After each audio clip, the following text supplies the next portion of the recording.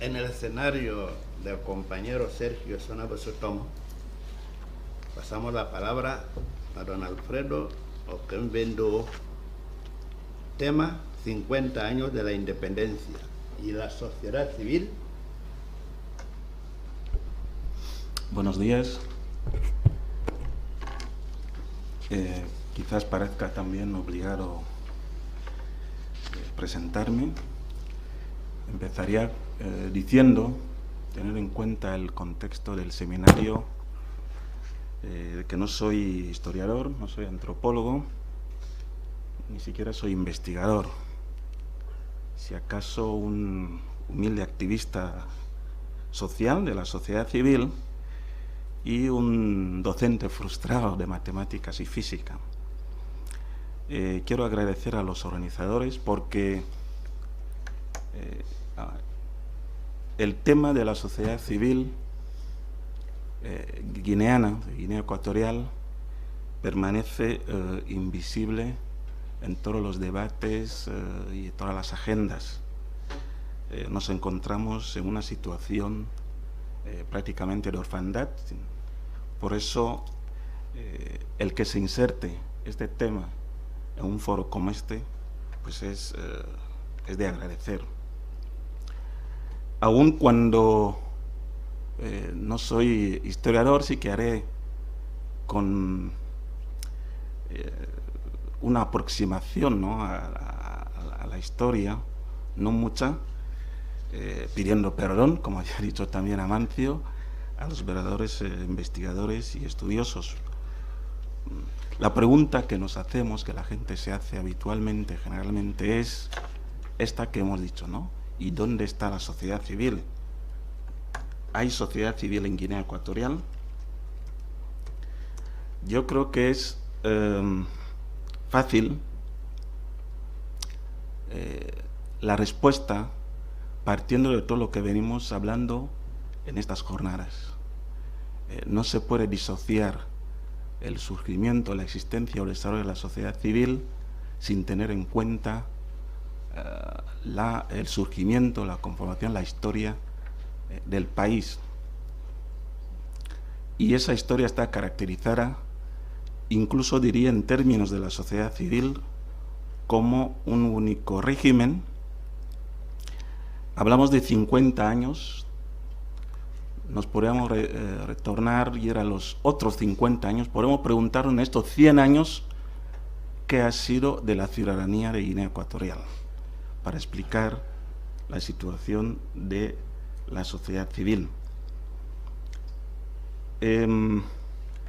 Tanto Aranzadi, lo que ha dicho, comparto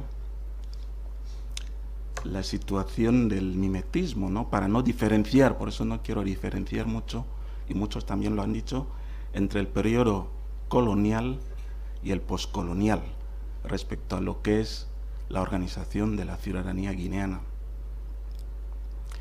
Si vamos, cogemos, por coger una cifra redonda, 1918, para hacer 100 años, de 1918 a prácticamente 63, vivimos la Guinea colonial, en la que existía, entre otras cosas, bueno, el guineano no era un ciudadano, era un menor de edad. Su vida ciudadana se circunscribía, tenía que estar tutelada por un patronato de indígenas.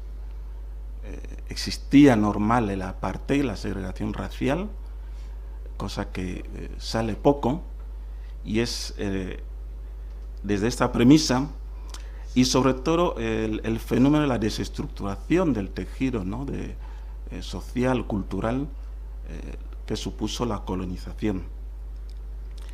En este periodo que, entre comillas, englobo, porque no quiero hacer una gran diferenciación con el tema de la provincialización, tiene en el último periodo un surgimiento de una acción ciudadana, pero era básicamente política. El tema de la subversión, ¿no?, la subversión política, cuyo fin era iniciar el proceso de la independización. Quisiera en este análisis decir que los que otrora llamaban subversivos en el periodo colonial, incluso el primer periodo de Macías, se llamaba igual, hoy son los llamados opositores, pero el tratamiento sigue siendo el mismo. En 63 se consigue una autonomía teórica, porque el jefe del país seguía siendo, a pesar de un gobierno autónomo, el comisario que estaba en Malabo, ¿no? Bueno, Santa Isabel se llama en este momento. Se permite el asociacionismo, digamos, local o localista, porque ya se podría hacer el nivel político. Los partidos políticos por fin se permitieron, pero no podemos hablar de asociaciones asimilables, ¿no?, lo que es la sociedad civil. Y así llegamos al 1968. Ya sabemos que en 68, de 68 a 79 tenemos la que podría llamarse la Primera República, la primera parte de la Guinea Independiente, que es un fracaso. Guinea es un fracaso como Estado, en todos los órdenes. Uno de los elementos principales, una cosa que también he saltado, es que en la época colonial está caracterizada por la figura, por el régimen franquista. De ese régimen, de sus moldes, de su concepción, gestión del Estado, han bebido los guineanos de lo que puede ser un Estado franquista, nacional católico, un Estado donde existe el monoteísmo, ¿no? Y cualquier otra acción ciudadana fuera de esta línea tiene que ser totalmente destruida. Esa es la herencia a nivel de movimiento asociativo que se hereda. Aún en la autonomía se habla de cooperativas, incluso hay un nombre, sindicatos, realmente no son tales. Y eso es lo que ocurre, que la primera república, aún cuando se entró con varios partidos políticos, poco después Macías reprodujo por segunda vez un partido único, que ya no se llamaba Movimiento Nacional, y era el Partido Único Nacional. Todo guineano, nada mal nacer, ya pertenecía al Partido Único. Yo mismo he visto un carnet que se me hizo a los 5 años del PUN, y una chapa de militante. Y lo he visto después, ¿no?, para ver lo absurdo, pero era la línea del momentismo. Bien, así cualquier tipo de asociación no podría existir, porque además no hay tradición, no hay referencias, ni hay entorno para esto. Llegamos a 1979 con el golpe de Estado. Tenemos de 79 a 82 un gobierno militar de transición, un gobierno que entró con la idea de estar 2 años, bueno, estuvo 3 años, donde uno de sus líderes es un elemento principal, el periodo anterior, pero que como buen alumno de la escuela franquista es coherente en todos los aspectos con los planteamientos de este tipo de regímenes, ¿no? De manera que no hay ningún tipo de apertura a nivel político en la ciudadanía. En 82, bueno, en este periodo de transición no hay constitución. En 82 se adopta una nueva constitución, se llama en Guinea Carta de Aconibe, donde se vuelve retóricamente a reconocer el derecho a asociación, pero no está regulado. No está regulado y, sin embargo, algunos en este periodo suelen situar los inicios de un movimiento que podría asociarse a lo que es la sociedad civil. Pero en realidad lo que son representaciones locales, emanaciones de ONGs internacionales, como Cáritas. En ese periodo surge Cáritas, Guinea. La Iglesia protestante, bueno, reformada, también tiene CIEGE. Y a nivel estatal se crea por decreto la Cruz Roja. Esos son los primeros indicios de una sociedad civil, pero una sociedad civil institucional en todos los aspectos, ya sea a nivel de la Iglesia o a nivel del Estado. Bueno, nos encontramos poco después de abrirse el derecho a la asociación. En el último momento, pues el gobierno, que ya no era militar, aunque seguía estando dirigido por el general de todos los ejércitos, conviene en volver a la arena política y crea por tercera vez en el país un partido único, que es, parece Sorna, Partido Democrático, ¿no?, de Guinea Ecuatorial. Es en este escenario que encontramos, llegamos hasta la década de los 90, que es la década, algunos han llamado la segunda independencia. Es un movimiento africano ligado con el fenómeno de la caída del muro de Berlín, la perestroika, y su impacto, influencia, bueno, con la caída digamos, de la Guerra Fría. Ese movimiento que surge hace que en toda África se introduzca, digamos, la necesidad del multipartidismo, la democracia o los derechos humanos. Y Guinea, claro, no podía estar al margen de este fenómeno. El proceso en Guinea se autodenomina o se denomina de ensayo democrático, para que vean, bueno, se hace la democracia. Nosotros vamos a empezar con un ensayo que se atribuye el mismo presidente del Partido Democrático Único como árbitro y moderador, pero en el país efectivamente se introducen reformas jurídicas conforme a ese ensayo.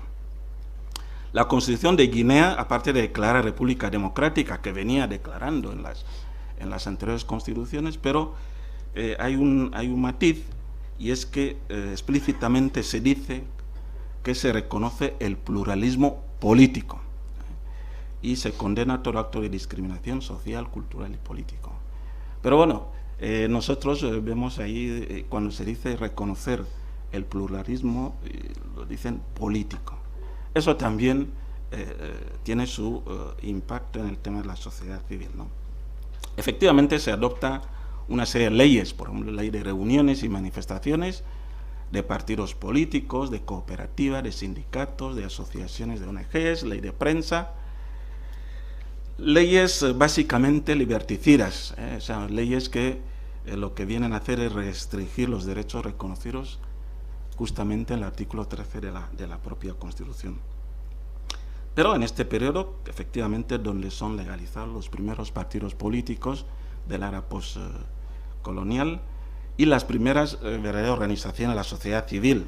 La primera que se tiene registrada es de 1994, pero en un entorno con una serie de limitaciones, porque las reformas democratizadoras que se llevaban a cabo son, si no cosméticas, carecen de un compromiso real por parte del régimen. El problema aquí que hay en Guinea en este momento, porque esto llega a estas alturas, es que se tiene por una parte una convicción ideológica, que es fascista, monolítica y dictatorial, pero con un escenario constitucional dibujado, grosso modo, a la inversa. Y esto crea las contradicciones y paradojas que tenemos en Guinea.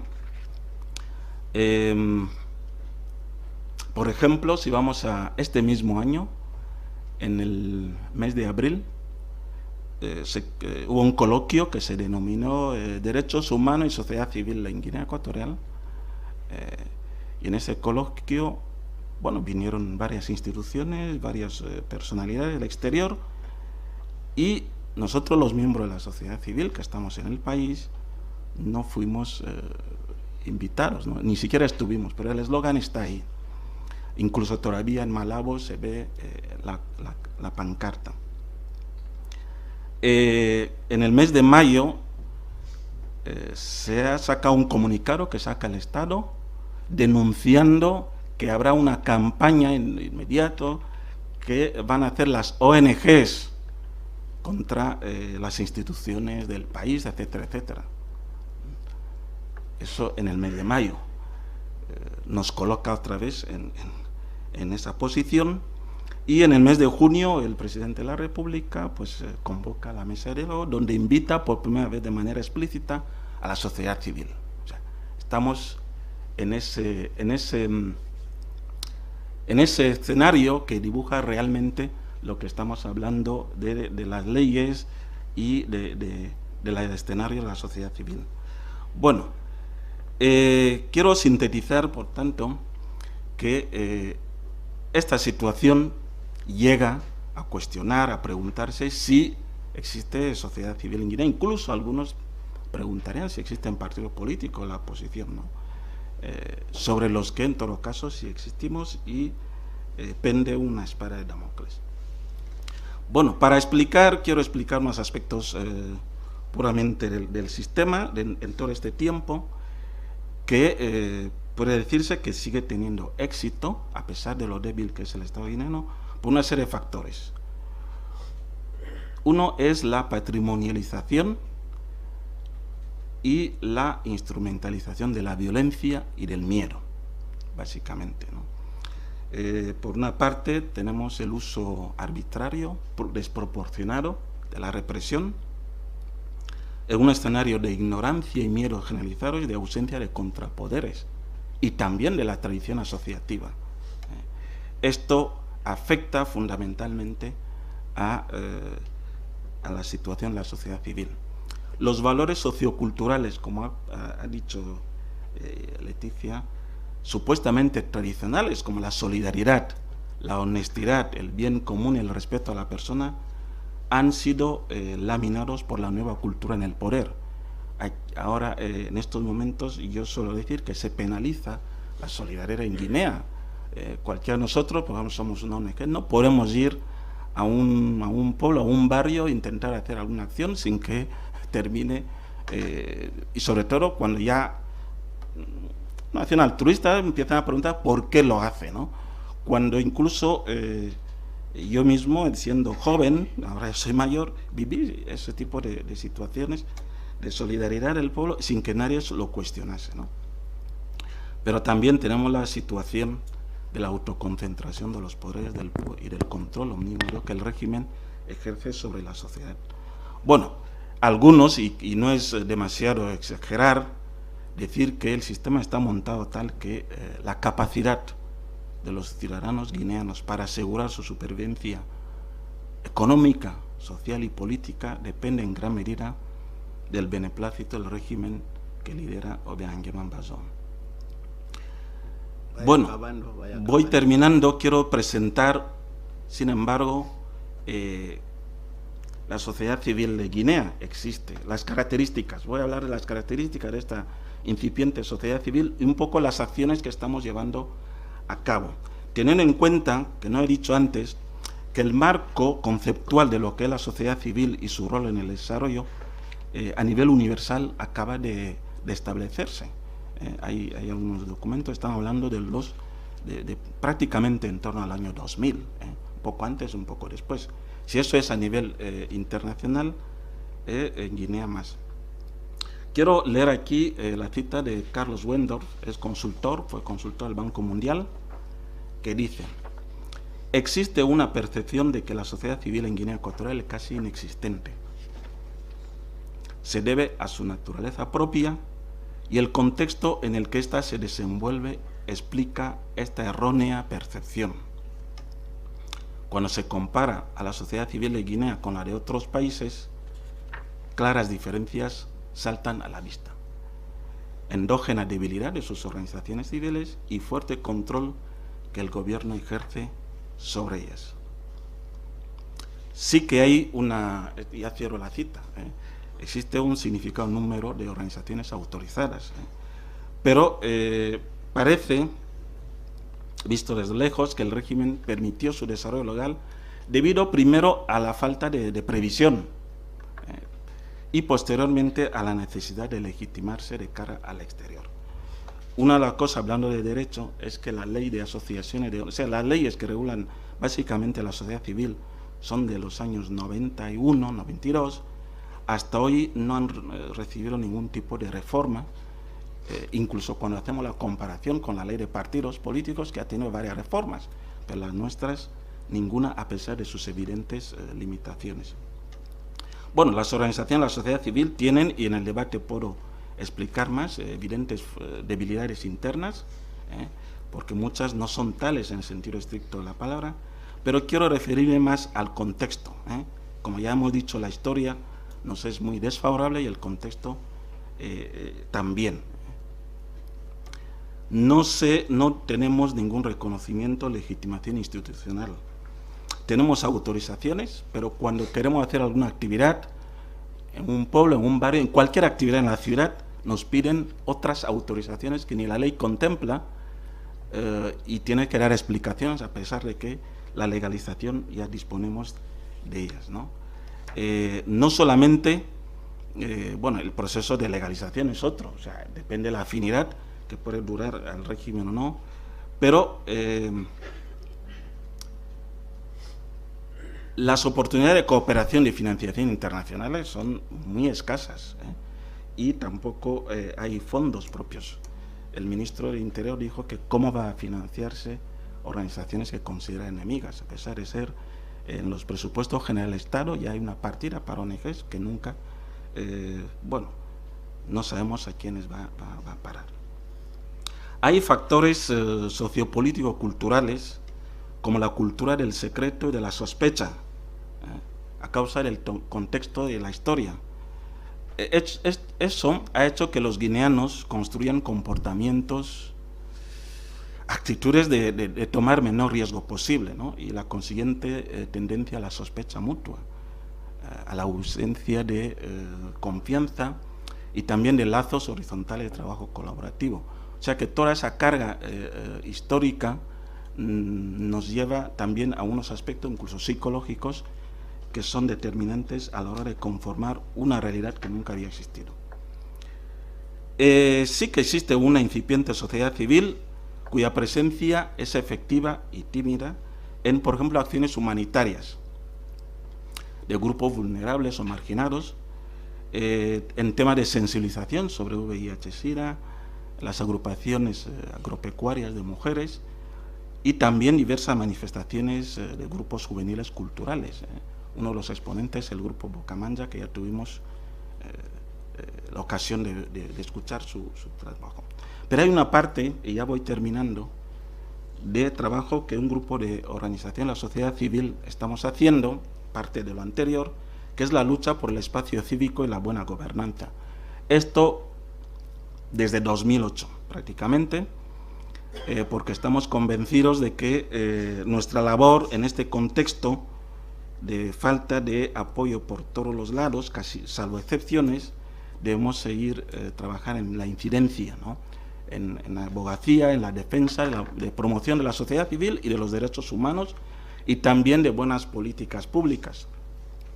Esta tarea no está legitimada, como hemos dicho, y es complicada porque ni siquiera la legislación vigente tiene definido lo que es ni sector público, que el sector de la sociedad civil, el privado, ni siquiera se define el sector público en ninguna legislación guineana, pero tampoco se prevé la asunción de roles de incidencia, de participación de la sociedad civil en políticas públicas. Entonces, esta es una de las situaciones. Todos los poderes públicos, tanto los poderes públicos como la propia sociedad, vienen considerando a las organizaciones de sociedad civil como un cuerpo auxiliar del gobierno y que ha de estar tutelado por como otrora hiciera el patronato de indígenas, o sea, para que ver los moldes cómo se repiten. Bueno, termino. En esta lucha por el espacio cívico estamos ganando algo de espacio y hemos dirigido el trabajo a nivel interno. Estamos desarrollando acciones de actividad de capacitación y asistencia técnica a las propias organizaciones de la sociedad civil. Hemos creado una red de organización de la sociedad civil que se llama la Coordinadora, la cual no ha sido legalizada, pero funciona como grupo de trabajo y tiene un equipo mínimo de personal locales en Bata y Malabo, y realizamos acciones de coordinación territorial. La coordinadora tiene en torno a 40 organizaciones de la sociedad civil guineana, entre ONG, asociaciones, cooperativas, etc. La cooperativa, la coordinadora adopta sus propios planes, elige a sus propios dirigentes, tiene su propia estructura y ha creado grupos de trabajo preferentes. Uno es el tema de derechos humanos, el tema de la transparencia, pero también medio ambiente, etcétera, ¿no?, que están operativos. Hemos revisado el marco legal, hacemos propuestas al gobierno para la reforma de la ley, mantenemos en esta labor de incidencia reuniones para un contexto favorable con el gobierno, con el primer ministro, con el ministro de Derechos Humanos, el ministro de Interior, el ministro de Minas, con algunas misiones diplomáticas internacionales. A todos ellos les presentamos la propuesta de una conferencia nacional de sociedad civil o de cambiar, introducir los cambios en el contexto del país. Esta labor de incidencia nos lleva a trabajar en otro tema, que es el tema de EITI, transparencia en la industria extractiva, donde la sociedad civil ha sido capaz de conformar un grupo propio y es el único escenario en el país en que nos sentamos en la mesa, gobierno, empresas y sociedad civil, como tres partes. Esto no ha sido fácil, todavía no ha terminado y tiene sus costes. Entonces, el trabajo que estamos haciendo es sobre costes personales de los dirigentes de la sociedad civil. Bueno, hemos trabajado en derechos humanos, hemos hecho un informe alternativo de derechos humanos desde el país que hemos presentado en las Naciones Unidas, donde compañeros nuestros lo han presentado y hemos hablado ante el Consejo de Derechos Humanos. Y una de las últimas actividades que hemos hecho es observar todo el proceso de las pasadas elecciones, todo esto sin autorizaciones legales, ¿no?, porque nosotros es una línea en la que estamos trabajando. Bueno, estoy abierto a las intervenciones, ver lo que estamos haciendo, pero sobre todo quería decir que hay un trabajo desde 2008 muy difícil, muy complicado, en casi orfandad, porque ni siquiera, no es para polemizar, hasta hace poco ni siquiera los partidos políticos de la oposición, no es que estuviesen en contra de nosotros, pero no apoyaban, no recibíamos ningún tipo de aliento, ni siquiera de esa parte. Bueno, algunas de las cosas que hemos hecho de incidencia, el otro día se estaba hablando de los valores. Hemos sido capaces, con modestia, hacer que el gobierno acepte introducir la materia de educación cívica en la enseñanza secundaria, y digo, en condiciones muy difíciles, y vamos a esperar que esto se ponga en práctica, donde hemos hecho el currículum, el programa curricular, donde allí se hace enseñar en la escuela a los jóvenes todo el tema de los derechos humanos. Como hay ultrajornadas sobre derechos humanos, entonces podré profundizar sobre ese tema de incidencia en derechos humanos. Gracias.